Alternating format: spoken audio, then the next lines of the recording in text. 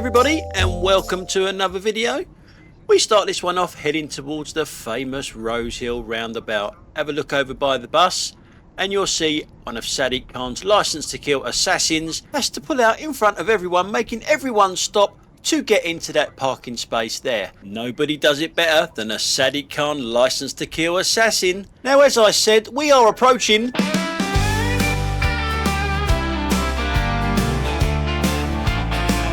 It's time to show you the famous Rose Hill roundabout. That's right, the famous Rose Hill roundabout. So yet again, a lack of common sense from these people in front of me. You can see the road markings there. The A217 to the left hand side is where we're going to go. We are going to go straight on. The A297, you are turning right. So if you're in this lane, you are in effect turning right from a left hand lane. It makes perfect sense, doesn't it? If you're turning right, you need to be in the right lane. But then again, what's in front of us? Yeah, it's an Audi. Always an Audi. And I will show you the reason why this lane isn't the correct lane to get onto, because there is still people that still say that you can turn right like the Audi does here. But there are two lanes here in front of me, so potentially someone from where we've just come from can be going straight down here from the outside lane. It's dangerous, isn't it? You're crisscrossing. And speaking of dangerous, just a little bit further down the A217, we come across another numpty, the traffic lights. Now, if this guy in front of me's got time enough to stop at the traffic lights when he's practically on top of them, I'm sure this guy's got time to stop. But no. A professional driver taking kids to school, and I'm going to show you that from the rear now, just to show you he had nothing in his way, nothing getting in his view of the lights, but he just doesn't anticipate them, or he just doesn't give a shit about them, put it that way. Now, as far as what I can see, there isn't any passengers on that bus, but it doesn't matter, does it? A red light is still a red light. And the one thing that really shows him up is the car in front of me can actually stop almost immediately. He's anticipating it. I'm in front of him and I can see it and I stop. He's behind me and he can't do it. He has to go through the red light. That seriously is not good enough from a professional driver. Now, when I say professional driver, all I mean is that he gets paid to drive. It doesn't mean that they're any good at driving. Now, in this clip, we are looking at the Peugeot on the right hand side of us here. Now, because I'm not a private hire driver now, I am going to put some side cameras on, because this guy come past me and he was clearly on the phone right out in front of him. Them cars do have hands-free, but it's not about that we're looking at, even though the cameras didn't pick that up. Look at the red light on this one. Shitting Peugeot, shitting Peugeot, shitting Peugeot. Now, if I did have side cameras on my car, that could have been 9 points on his licence if I could be bothered to report him, 6 for the phone and 3 for going through the red light. Now, in this clip, after the car in front of me turns right into a driveway, we're looking at a car that's coming out of a turning to the right hand side. The speed it gets up to the give way lines, well, I thought it wasn't going to stop, and so did the car that was coming towards me. It did swerve a little bit, because obviously you've got a house there, he can't see it neither. Look how fast it comes. Jesus. I think it's probably learnt from the same driving school as this muppet. Now, that is, you either got to commit or don't commit. Don't put your nose out 2 foot and then stay there. You either go or you stay behind the lines. That is just stupid driving. Commit or don't commit. One or the other. Don't do neither.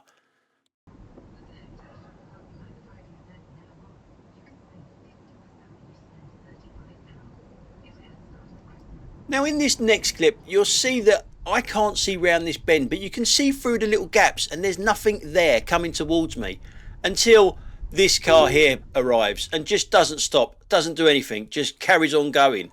Now, that guy could see me, but this didn't give a shit. I'm in the obstructed area first and it, well, just didn't give a shit. Now, I'll show you this from the rear camera now, where it could have seen me and where it should have gone wide coming round that bend rather than straight down the middle. This is where I've had to stop, obviously, to let this muppet through. And the thing is, when we come round to show you his view of it, he should have been out wide to the left there, and you can see past the van there that he could see me, just didn't give a shit. Now, in this next clip, you're going to see me do something I very rarely do on this channel. Drive at night. For one, the cameras don't really pick things up, and I don't really like driving at night. I say night, it's dark. I mean, it's only just gone 4:30, and look how dark it is. And I mean, it really, really is dark. There's obviously no street lights where I am. You see that my brake lights come on there. They work. Yeah. Obviously, we're looking at the car behind us, and it has been raining. There's a little bit of rain about. The roads are all wet, and this car just keeps getting closer and closer and closer. And I don't think you can actually see it on camera here, but as soon as he gets really close to me, I just slow down. I just take my foot off the accelerator a bit and just slow down. Do these people not realise that when they get that close, it doesn't mean that the person in front of them is going to drive faster? It's like, oh, there's a car behind me, let's drive faster to make him happy. Fuck you, mate. I'm just going to drive even slower. We interrupt this program to annoy you and make things generally irritating. Accidents like this happen too often, but many could be avoided if drivers would only keep a safe distance from the car in front. Most drivers know this, but judging the distance between moving vehicles is difficult, particularly if you're on a motorway traveling at higher speeds. So if you're not sure how close is too close, try the 2-second rule. Select a marker on the road ahead, such as a bridge or sign, and then when the car in front passes it, count 2 seconds. If you reach the marker before 2 seconds are up, you're too close and should drop back. Next time you're traveling on an open road at a speed of 40 or more, try saying to yourself, only a fool breaks the 2-second rule. It takes just 2 seconds to say. Only a fool breaks the 2-second rule. Try the 2-second rule. It'll help you keep your distance, and it could save your life. Remember, only a fool breaks the 2-second rule. Now, obviously, we should all agree with that, but there is a part of that I do not agree with. Is it difficult to judge when you're too close? I don't think so. I think it's bloody easy to know that I'm too close. Back off. For me, it is anyway. Or maybe they just mean for numpties. Numpties find it difficult to work out that they are too close or not, like this numpty behind me. Anyway, I think we've seen enough of this guy too close to behind me. Let's crack on. So now we're in Chichester in the daytime. Yay!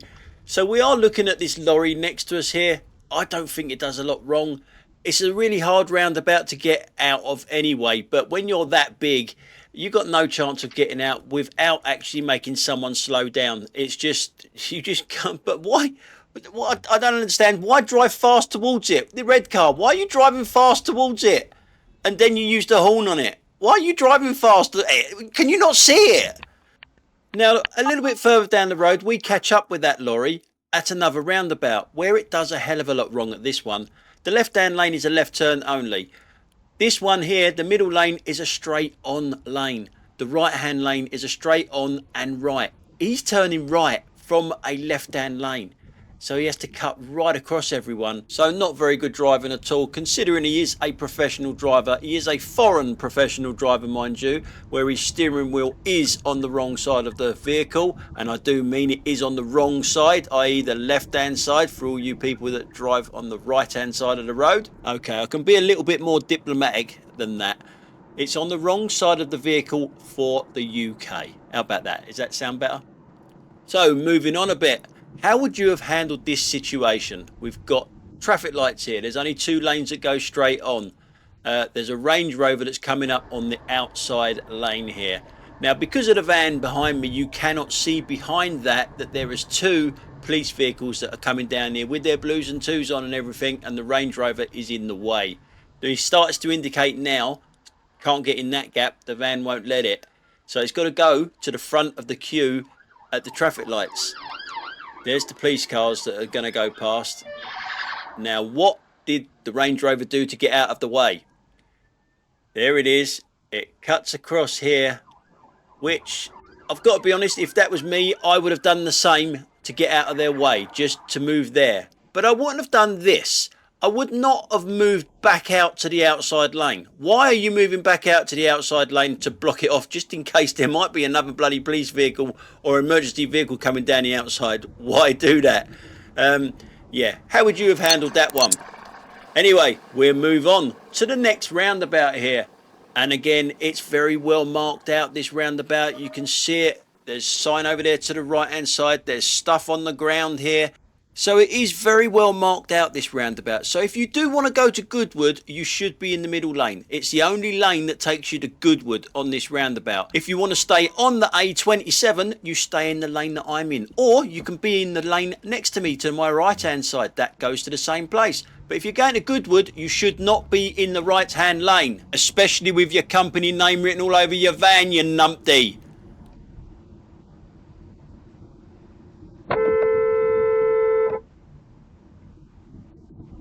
As I say, it's very well marked out, but some numpties just don't get it, do they? They just don't get it. So now in this next slip, we're back in a little bit more familiar territory here. We're approaching the mad mile, which really isn't that mad anymore now that it's been reduced to 40 miles an hour. Now, when you're an experienced driver, which is another way of saying you're an old git, I can tell just by experience that this guy in the lorry on the outside lane here is a twat. I know he's going to be a twat. Why would you be in the outside lane in a relatively slow moving vehicle? Because he is the worst kind of twat. He is an aggressive, dangerous twat is what he is. Because he's in the outside lane. He's picked the outside lane when he didn't have to be in the outside lane. He doesn't want the outside lane, by the way. When we get down to the roundabout at the end, he wants to be turning left. And I'll show you just how late he leaves it to get into the correct lane. There is a car in front of him, by the way, that isn't moving over for him because that car wants to turn right at the roundabout down the end of the road. And he is very, very close to that car in crappy weather, as you can see. But he is one of them, isn't he? I'm not going to say the word anymore. Yeah, you can see the car in front of him, how close he is to that car. Now we're going back a few clips now, but remember the 2-second rule? Only a fool breaks the 2-second rule. And he is a fool. He's also a lot of other things as well, because he does want to be getting over to the left hand side now. The countdown signs are coming shortly and he's still in the wrong lane. There's only 2 lanes. It's not that difficult, but it is for someone like this. You either got to go right or left, and you're in the right hand lane, mate, which goes right. We're down to number 2, down to number 1, and he's still in the wrong lane. Doesn't matter though. He's going to use his weight to just cut across everyone and just do that. Yeah. Anyway, guys, that's all we got time for today. Thanks a lot for watching, and I will catch you on the next one. Bye for now.